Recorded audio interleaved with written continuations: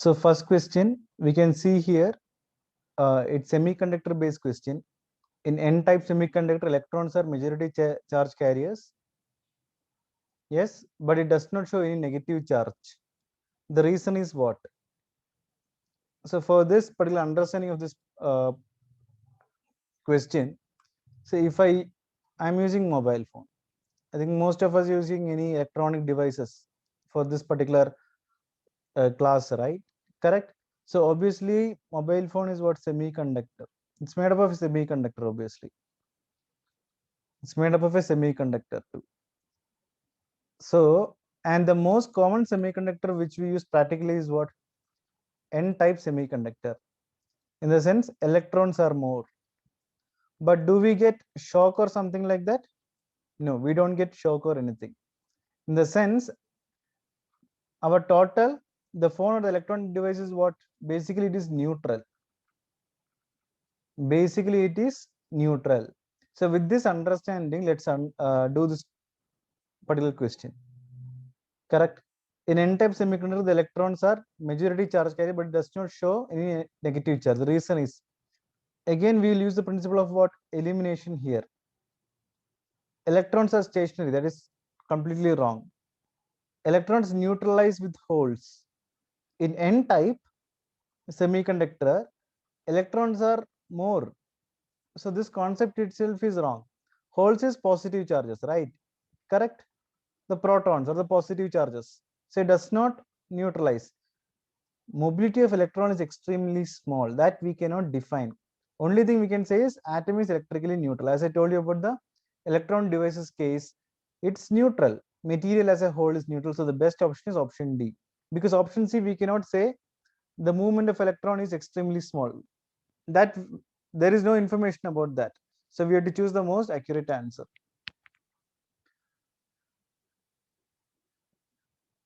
And the next one, 31st question, it is based on transistor. Okay, so in transistor, just like our I'll tell you some concepts in transistor. So diode, we know two sides is there. One is the positive side and then negative side, the n, p and n type, right? In transistor there is something called collector, base and emitter. Collector, then base and emitter. So transistor is nothing but, in olden days they'll say radio, right? That is nothing but my transistor actually. So collector collects the current, emitter emits the current. Current in the sense flow of electrons. So basically it emits the electron, collector collects the electron, and base acts as a junction between collector and emitter. Base acts as a junction between collector and emitter. Yes. So normally in the Carnot engine, we know that efficiency is there. Correct. Output by input. Output by input. Now in transistor, we'll call the efficiency as what? Gain. This is my efficiency in electrical. In electronics, we will call it as gain. Gain is represented by A. The symbol is A. So if it is a voltage gain, it is AV. If it is a current gain, it is AI. So gain basically is what? Output by input. So in this question, let me take back into the question.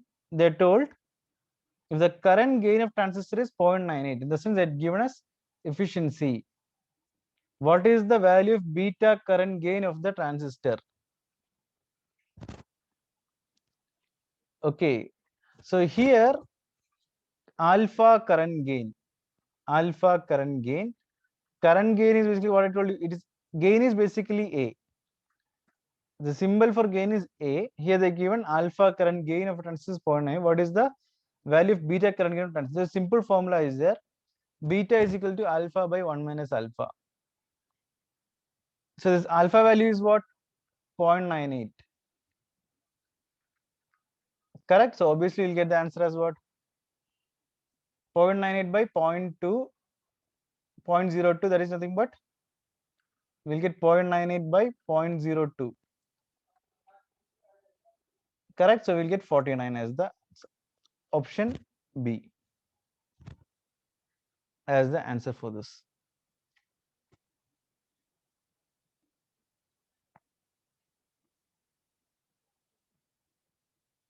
So note down this formula: beta is equal to alpha by 1 minus alpha.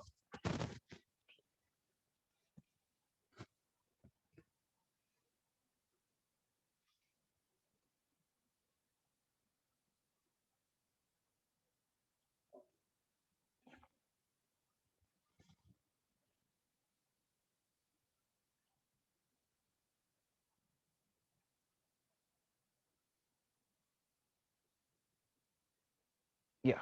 So let me go to the next one. A tuned amplifier circuit is used to generate a carrier frequency of 2 megahertz for the amplitude modulation. The value of root LC. The value of root LC. Okay. So this is the question. Correct? So now we have to find what root LC value and what now they given in the question frequency. So there is a general formula for this. There is nothing but what? F is equal to 1 by 2 pi root LC.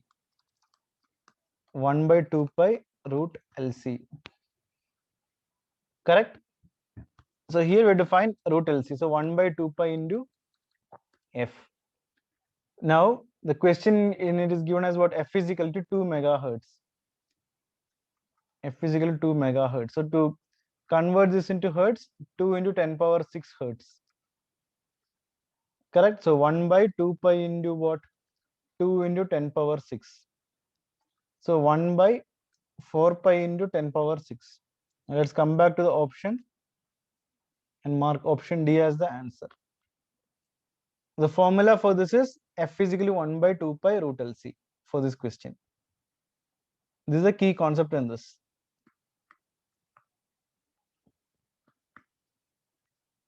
Okay. And one more thing they can ask is resonance, regarding resonant frequency they can ask. So when will resonant frequency occur? When XL is equal to XC. Inductive reactance is equal to capacitive reactance. X stands for reactance here. X stands for what? Reactance. When inductive reactance is equal to, L stands for inductive reactance, C stands for capacitive reactance. So that's when we'll get the resonant frequency. XL is equal to XC, the condition for resonant frequency. Yes. And what happens if it is the resonant frequency? What kind of circuit it will be? One more question they can ask is what kind of circuit?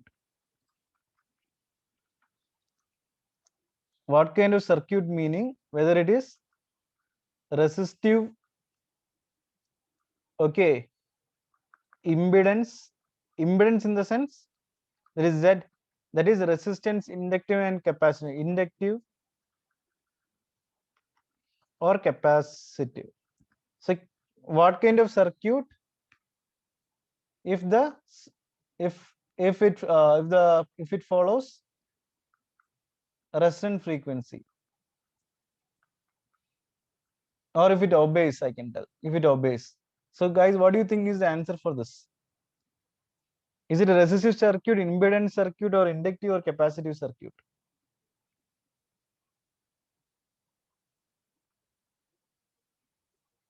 Option 1, 2, 3, or 4. What do you think is the correct option for this? Okay. So majority I'm getting now 1. Yeah. And I'm getting 2 also, resistive. So basically you just write the formula here. Z is equal to what?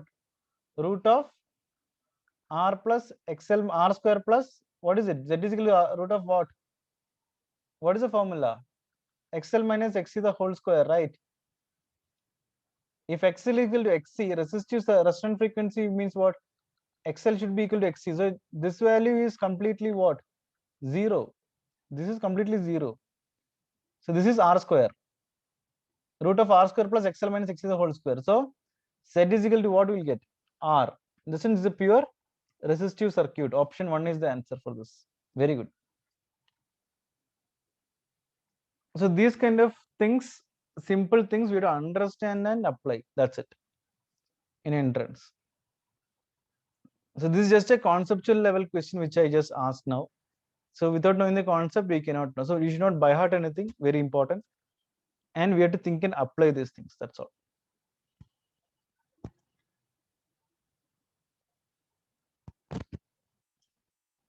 So I think yesterday someone was telling me about the atoms and nuclei.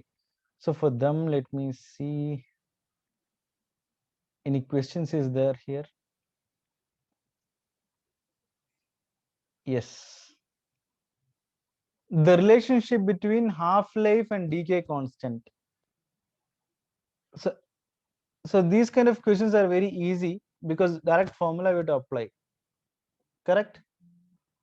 T and lambda. So what is it? T is equal to 0.6931 by lambda. I think everyone knows this thing.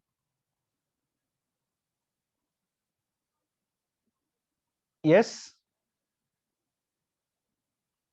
This formula, how many of you don't know? T is equal to 0.6931 by lambda.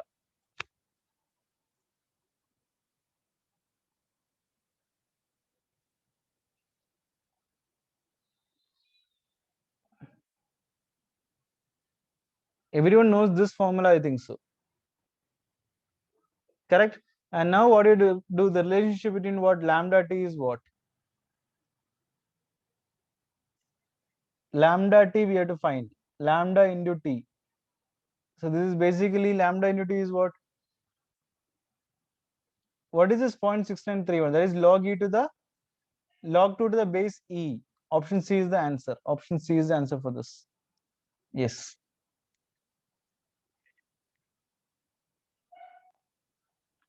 Okay.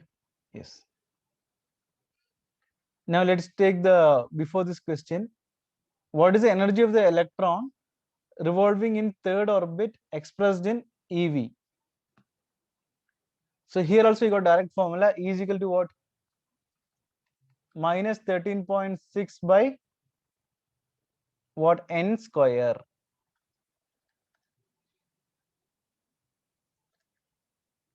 Okay, so for this, you have to know the energy level of the each orbit. For example, in the series is there, right? The Balmer, Bastian, and everything fun series, correct? There will be something written called electron volt in the graph. Does everyone remember that? So that we have to know. And what is my n square here? N is equal to what? Third orbit. I think I'll just share it with you. 1 second. Just give me a second. I'll just share it with you so that we will know that electron volt. There is 13.6 electron volt written in the topmost thing. I'll just share it with you. 1 minute.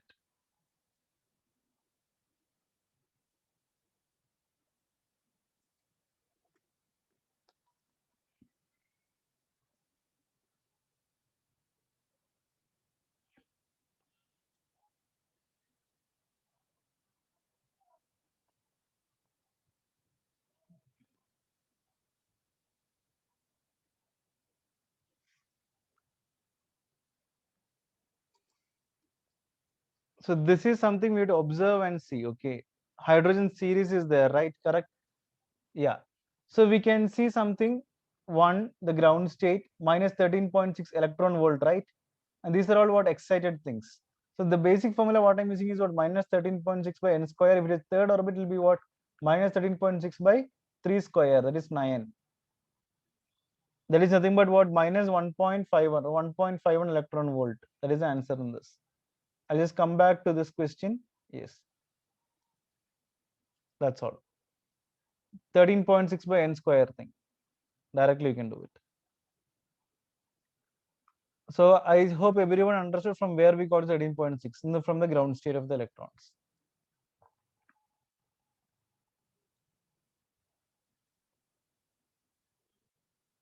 Is this thing clear for everyone? This question 26. E is equal to, this is the formula. E is equal to minus 13.6 by n square. Yes, very good.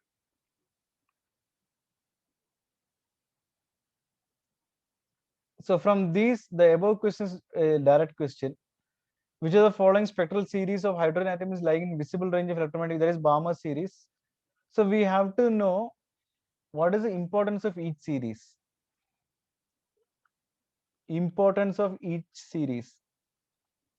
So that is something we can get from this question. Importance of each series. Okay, so that is something which we can get from the question. So we have to know where it lies. So now you understood, right? Whatever is there in the diagram in entrance,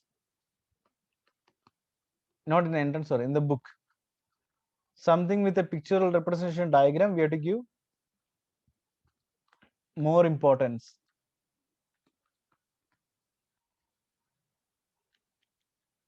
Okay. Yeah. Now let me do one easy. I think everyone can try one question now. Let me give you one question.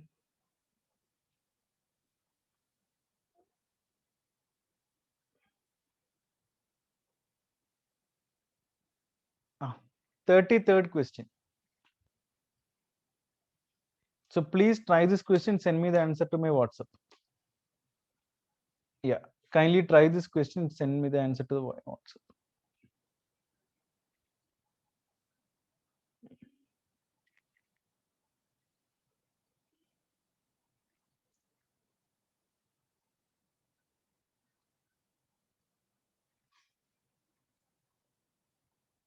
Third question. Correct. 33rd one. Yes.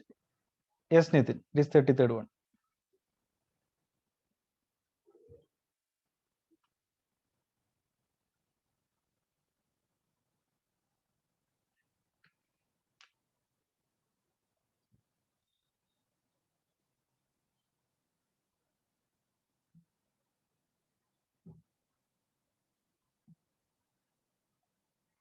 Yes, Sudeep, you are correct. Sumedha, correct. Could you please send me your working to my WhatsApp?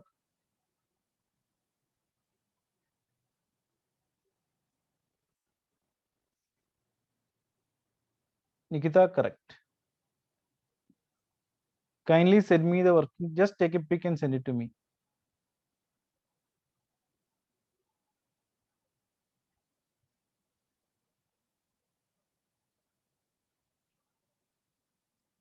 Oh, Arjun, that's not the right one. Yeah. Send me the working. Then only I will understand what is running in your mind or how did you solve it.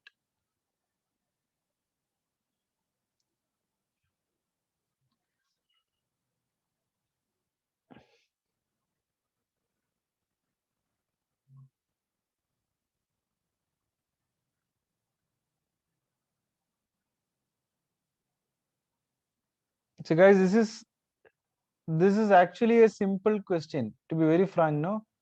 Yes, option B is the correct answer for this. Yes, this is something which is very simple question. What we have to do in this is, see, they're given what charges they're given in this question. That is 1 nano coulomb. We need not even do it, to be very frank. We just see 1 nano coulomb in the sense what? 1 into 10 power 9. That is my nano coulomb. Correct? So everyone agrees with this thing. But we have to know what is the charge of an electron. Yes, that also we know. It is what charge of an electron is what? 1.6 into 10 power minus 19.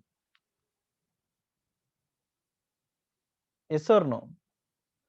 Now, we have to just divide what actually in this. What is my n? They're saying how many number of electrons are present in the body. N is equal to what?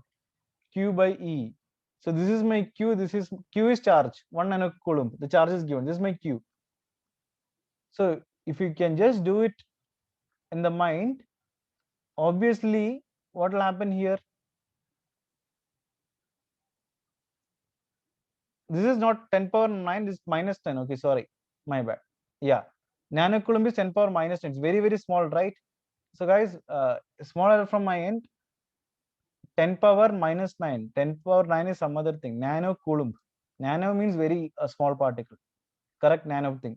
10 power minus 10. So what will happen? Logically, when you're doing this, 1 to 10 power minus 9 by this thing. So obviously this will go to the top, right? Correct. So we can eliminate all these options: 10 power 19, 10 power 28, and 10 power 27. Only one thing, one option is option B. That's it. Only one option, that is option B. So I hope everyone is able to get it. Arjun, what about you now? Did you get it? So N is equal to Q by E. That's it. So we have to do it. Yeah, I think I got a lot of workings. I think only Sumedha is working. I had time to go through. I think Pradeep, Sudeep. Yeah, good. I think everyone has sent me the working for this. Very good. Nikita. So I'm not able to reply to everyone. Okay. Yeah. Arjun, good, but at least you tried, right? Good. Yeah. So we need not even calculate what is this 1 by 1.6. That is waste of time for us. 1 by 1.6, don't calculate here. You eliminate the options and get the correct answer. Is it clear for everyone? You eliminate the option and get the correct answer. So that is the more important thing in this. One is formula we have to know. Okay, fine. Other than that, we cannot sit and do 1 by 1.6 value and get 6.25. It's not a board exam. Okay, so we have to eliminate and do it. So that is what more important. So we have to do it in mind and just do that. What would all the things in mind and just tick the correct answer in this. That's all. Clear. Yeah.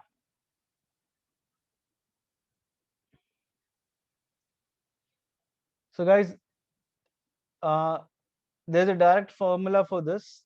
Okay, so two equivalent opposite charges of masses m1 and m2 are accelerated in a uniform electric field through the same distance. What is the ratio of their acceleration if the ratio of the masses is m1 by m2 is 0.5? Okay, ratio of their acceleration. There is a simple formula: a1 by a2 is equal to m2 by m1. That's it. Kindly note down the formula. What is it? a1 by a2 is equal to m2 by m1. That is 1 by what? What is given? What is m1 by m2? m1 by m2 is given as 0.5. So m2 by m1 is what? 1 by 0.5. So what is the correct answer in this? Option C is the correct answer.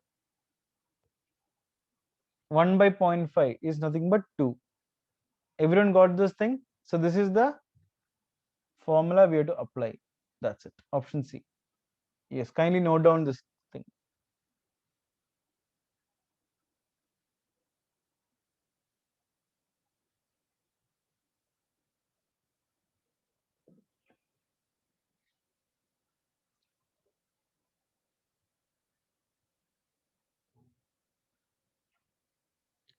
Nature of Gaussian surface involved in Gauss law of electricity. That's a vector thing. So I think everyone knows this thing. How many of you don't know?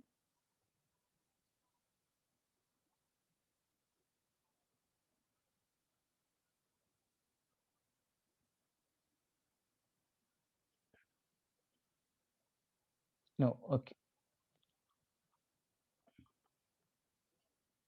Let me go to, yeah, I think I found a resistance problem for, yeah. Yes. So I want everyone to try this problem and send me the answer.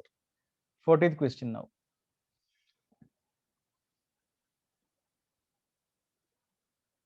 Kindly look for the speed. Only if we do parallelly, then only we can get the right answers.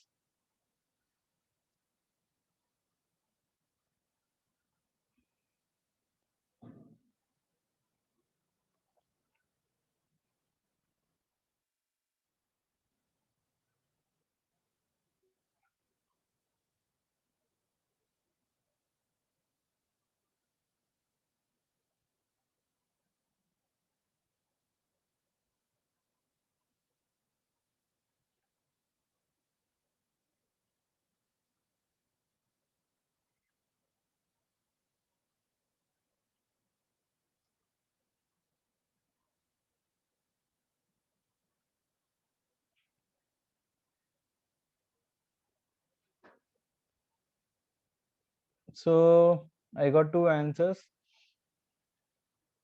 So the answer is option D. Three answers now total. Yeah, D is the correct answer. See, here is a very simple question. Here, two resistance are connected in parallel. So 1/2 and 1/6. Correct. If it's connected in parallel, what is the answer for this? Actually, 1.5 ohms. 1/2 plus 1/6.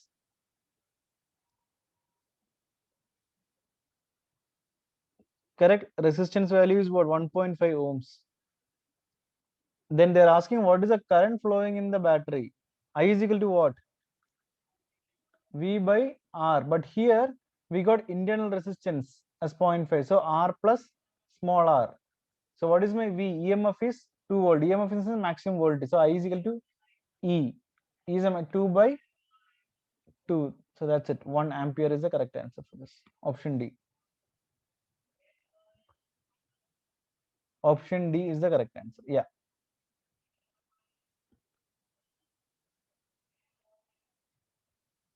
So while doing this thing, you can do instead of one, you can even write 6/4. Okay. The resistance I did it as 1.5 ohms here, but if you're getting 6/4, you can write that also. 6/5, 6/4 plus 0.5, that is 1/2. Later you can solve and get the final answer. That is E by this thing.